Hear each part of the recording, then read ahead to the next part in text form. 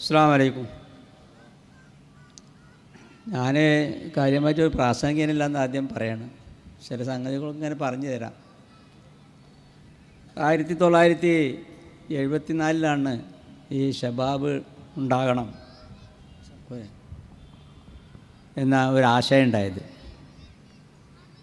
74 ISMൻ്റെ ഒരു council കൂടിയപ്പം August മാസത്തിലാണ്, August 8 എൻ്റെ ഓർമ്മ. സംഗീത ലോഡ്ജിലായിരുന്നു കൗൺസിൽ കൂടിയത്. അന്നാണ് തീരുമാനം ഉണ്ടായത് ഷബാബ് പുറത്തിറക്കണമെന്ന്. അതിന് ശേഷം അതിൻ്റെ ഒരു എക്സിക്യൂട്ടീവ് പിന്നത്തെ മാസം തന്നെ, സെപ്റ്റംബർ മാസത്തിൽ തന്നെ റഹ്മാനിയ സ്കൂളിൽ, മെഡിക്കൽ കോളേജിൻ്റെ അടുത്തുള്ള റഹ്മാനിയ സ്കൂള് ഡോക്ടർ കുഞ്ഞോമുട്ടി ഇങ്ങനെ വാടകയ്ക്ക് വാങ്ങി നടത്തുന്ന കാലമാണ്, തുടങ്ങിയിട്ടുള്ളൂ.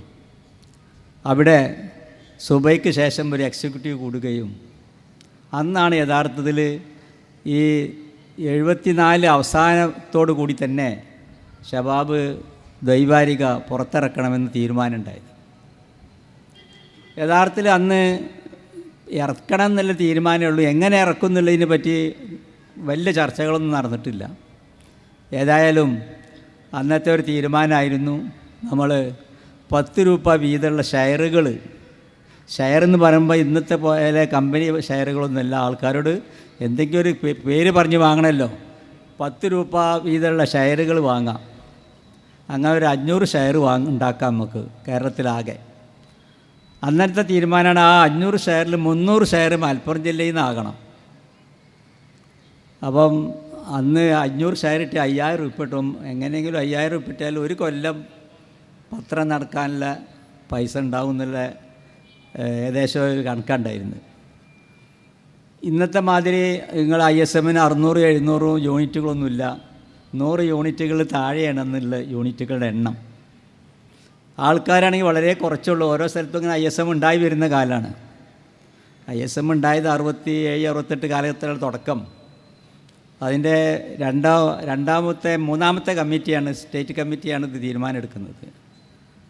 അങ്ങനെ 500 ഷെയറുകൾ പിരിക്കാൻ KVയും ഞാനും അന്നത്തെ CP തുടങ്ങിയ അന്നത്തെ ആൾക്കാരൊക്കെ വളരെയധികം കഠിന ശ്രമം ചെയ്തിട്ട് ഫലമായിട്ട് ആ 500 ഷെയറിന് പകരം ഞങ്ങൾക്ക് 836 ഷെയർ കിട്ടി. അത് നല്ലൊരു സംഖ്യയായിരുന്നു. 8360 റുപ്യ കിട്ടി. അപ്പോൾ 8360 റുപ്യ എന്ന് പറയുമ്പോൾ വലിയ സംഖ്യ. കാരണം ഞാനൊക്കെ ആദ്യം ശമ്പളം വാങ്ങി 200 റുപ്യ, 1970കളുടെ തുടക്കത്തിലൊക്കെ ഉള്ള ശമ്പളം അത്രയേ ഉള്ളൂ. അപ്പോൾ ആ 8360 രൂപ കൊണ്ട് ഞങ്ങൾ ഒരു കൊല്ലത്തിലധികം കാലം പത്രം ഭംഗിയായി നടത്താൻ കഴിഞ്ഞു. പിന്നെയും പ്രതിസന്ധികളുണ്ടായി. അപ്പം പ്രതിസന്ധികളുണ്ടാകുമ്പോൾ നമ്മൾ ചെയ്തിരുന്നത് എന്താണെന്ന് വെച്ചാൽ, TP അബ്ദുള്ളക്കായ മദനിക്ക് അന്ന് അയാളുടെ ജ്യേഷ്ഠൻ അവിടെ മദ്രാസിൽ എന്തോ ബിസിനസ്സൊക്കെ ഉള്ള ആളായിരുന്നു. അദ്ദേഹത്തെ TPനെ മദ്രാസിക്ക് പറഞ്ഞേക്കും. മദ്രാസിക്ക് പോകുമ്പോൾ അയാൾ കുറേ പരസ്യങ്ങൾ, ഹോട്ടലിൻ്റെയും മറ്റൊക്കെ പരസ്യങ്ങൾ വാങ്ങി കൊണ്ടുവരും. ആ പരസ്യം കൊണ്ട് ഏകദേശം കുറേ കാലം അങ്ങനെ നീണ്ടുപോകും. രണ്ടാമതൊരു രീതി ഉണ്ടായിരുന്നു. ഞാനും KVയും കോയമ്പത്തൂർ പോകും. കോയമ്പത്തൂർ പോയാൽ ഹസൻ സാഹിബിൻ്റെ കാണും. ഹസൻ സാഹിബിൻ്റെ മാനേജർ ഞങ്ങൾക്ക് സഹായം ചെയ്യും. അയാളെ കുറേ MM ഫോം, U ഫോം എന്നൊക്കെ പറഞ്ഞ് അപ്പോൾസ്റ്ററി വർക്കാണ്. അതിൻ്റെ ഫോമുകൾ ഉള്ള കമ്പനിക്ക് ഫോൺ ചെയ്യും. അങ്ങനെ ഓരോ കമ്പനിയിൽ നിന്ന് ഒരു പേജ്, അര പേജൊക്കെ പരസ്യം വാങ്ങും. അങ്ങനെയും കുറേ കാലം അങ്ങനെ നീണ്ടുപോയി. പിന്നെ ഞങ്ങളെ സഹായിച്ച ഒരാളായിരുന്നു പെരിന്തൽമണ്ണ താഴേക്കോടുള്ള KMT എന്ന ബീഡി കമ്പനിയായിരുന്നു. വളരെ നല്ല മനുഷ്യരായിരുന്നു. എപ്പോൾ പോയാലും സംഖ്യ തരുന്നൊരു രൂപത്തിലായിരുന്നു. അതേപോലെ തന്നെ അന്നത്തെ ആൾക്കാർ KS സുലൈമാൻ സാഹിബ്, ഇവരൊക്കെയാണ് യഥാർത്ഥത്തിൽ ഇതിൻ്റെ സാമ്പത്തികമായ അടിസ്ഥാനത്തിൽ അല്ലെങ്കിൽ സാമ്പത്തിക രംഗത്ത് ഷബാബിനെ ആദ്യകാലത്ത് വളരെയധികം സഹായിച്ച വ്യക്തികളാണ് ഞാൻ പറഞ്ഞതൊക്കെ. നമ്മളെ എഡിറ്റോറിയൽ കാര്യങ്ങൾ ശ്രദ്ധിക്കുന്നതിൽ ഞാനും KVയൊന്നും ഉണ്ടായിരുന്നില്ല. അത് മറ്റാൾക്കാരായിരുന്നു. ഏതായാലും നേരത്തെ ഞങ്ങൾ ആദ്യത്തെ അച്ചടിച്ചിരുന്നത് വിപ്ലവം പ്രസ്സിലായിരുന്നു. വിപ്ലവം പ്രസ്സിൽ അവിടെ നല്ലൊരു പ്രിൻ്റർ ഉണ്ടായിരുന്നു, ഒരു നായരായിരുന്നു.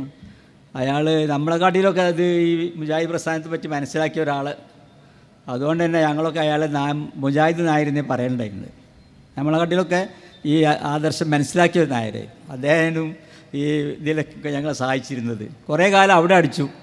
പിന്നെ KTC പ്രസ്സിൽ ആണ് പിന്നെ അടിച്ചത്. ആ അടിക്കലൊക്കെ 4 പേജ് അടിക്കുക, 2 പേജ് ഒരു സമയം അടിക്കും. അപ്പോൾ ആകെ 4 പ്രിൻറ്റിങ് 8 പേജല്ലേ ഉള്ളൂ. ആ ഇടക്കാണ് ഉമ്മർ മൗലവിയുടെ ഒരു സഹായം ഉണ്ടായത്. അതൊരു അത്ഭുതകരമായ സഹായമാണ്. ഉമ്മർ മൗലവി പൊന്നാനിയിലെ ഒരു പരിപാടിക്ക് പോയപ്പം രാത്രി പരിപാടി കഴിഞ്ഞ് രാത്രി ഉറങ്ങുമ്പം KB ചോദിച്ചു, സെൽസബീൽ പ്രസ് പൂട്ടി കിടക്കല്ല, അത് ഷബാബിന് തന്നുകൂടെ എന്ന്. അപ്പം മൗലവി ഒന്നും പറഞ്ഞില്ല. പിറ്റേന്ന് സുബൈൻ സ്കെച്ചിൻ്റെ ശേഷം മൗലവി പറഞ്ഞു, മൂസ അത് ഞാൻ നിങ്ങൾക്ക് തന്നിരിക്കുന്നു എന്ന്. അത്ര വാചകമുള്ളൂ, അത് തന്നിരിക്കുന്നു എന്ന് പറഞ്ഞു. അങ്ങനെയാണ് ആ പ്രസ് ഞങ്ങൾ അരീക്കോട്ട് കൊണ്ട് സ്ഥാപിച്ചത്. പിന്നെ ഇതിൽ 8 പേജ് അടിക്കണമെങ്കിൽ 8 പ്രാവശ്യം പ്രിൻ്റ് ചെയ്യണം. ആ അവസ്ഥയായിരുന്നു. അന്നത്തെ ആ പ്രസ്സിൻ്റെ അത്ര കഴിവുണ്ടായിരുന്നുള്ളൂ. അപ്പോൾ ഇതിന് ഒരു സമയം 2 പേജ് അടിക്കാനുള്ള സംവിധാനത്തിൽ പ്രസ്സുകളുണ്ട്. നമ്മൾ വിപ്ലവത്തിലും പിന്നെ KTCയിലൊക്കെ അങ്ങനത്തെ പ്രസ്സിൽ അടിച്ചിരുന്നത്.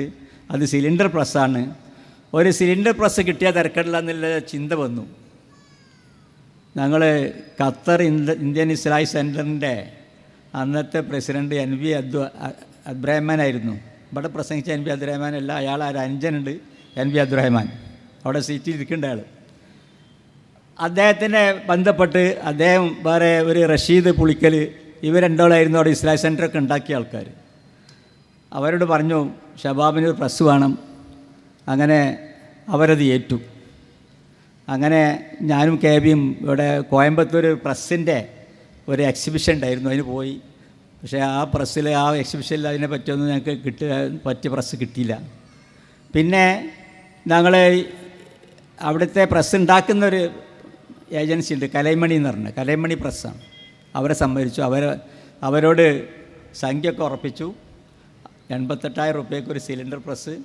അന്ന് 88,000 റുപ്യേൻ്റെ ഒരു സംഖ്യ തന്നെയാണ്. ഏതായാലും ഖത്തർ ഇന്ത്യൻ ഇസ്ലാമിക് സെൻറ്ററിൻ്റെ അവർ മുഴുവനും ആ ക്യാഷ് തന്നു.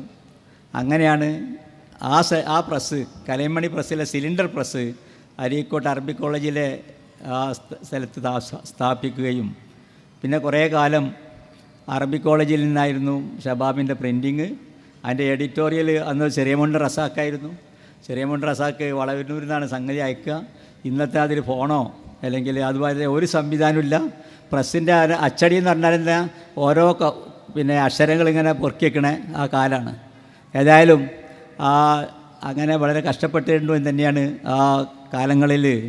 ഈ പ്രസ് അരീക്കോട്, എഡിറ്റോർ വളവന്നൂർ, പിന്നെ വിതരണം കോഴിക്കോട്, ഈ 3 സ്ഥലവും ഇങ്ങനെ ബന്ധപ്പെട്ടുകൊണ്ടാണ് ഇത് ആ കാലങ്ങളൊക്കെ പോയത്. അപ്പോൾ വളരെ പ്രയാസമായിരുന്നു അർത്ഥം. ഏതായാലും അൽഹംദുലില്ലാ അത് ഞങ്ങളെയൊക്കെ കാലം കഴിഞ്ഞോടുകൂടി അതിൽ വളരെയധികം മാറ്റങ്ങളുണ്ടായി. ആ മാറ്റങ്ങളാണ് ഇപ്പോൾ നമ്മൾ കണ്ടുകൊണ്ടിരിക്കുന്നത്. 50 വർഷം ഈ ഷബാബ് പിന്നിട്ടു. ഈ ഇസ്ലാഹി ചരിത്രത്തിൽ ഈ ഷബാബിൻ്റെ ഈ മുന്നേറ്റം അല്ലെങ്കിൽ ഷബാബ് വരുത്തിയ മാറ്റം വളരെ വലുതാണ്. പല കുഗ്രാമങ്ങളിലും മറ്റു പ്രദേശങ്ങളിലൊക്കെ ആദ്യകാലങ്ങളിൽ ഈ ഷബാബ് വരുത്തിയ മാറ്റങ്ങൾ നിസ്തുലമാണ്. അത് വളരെ പ്രശംസനീയമാണ്. ഇനി ഞാൻ കൂടുതൽ സംസാരിക്കുന്നില്ല. സമകാലികതൊക്കെ ഇപ്പോഴത്തെ ആൾക്കാർ പറയും. ഇത് പഴയ ചരിത്രമാണ് ഞാൻ പറഞ്ഞത്. ഇത്രയും പറഞ്ഞുകൊണ്ട് ഞാൻ നിർത്തുന്നു. അസ്സലാമു അലൈക്കും.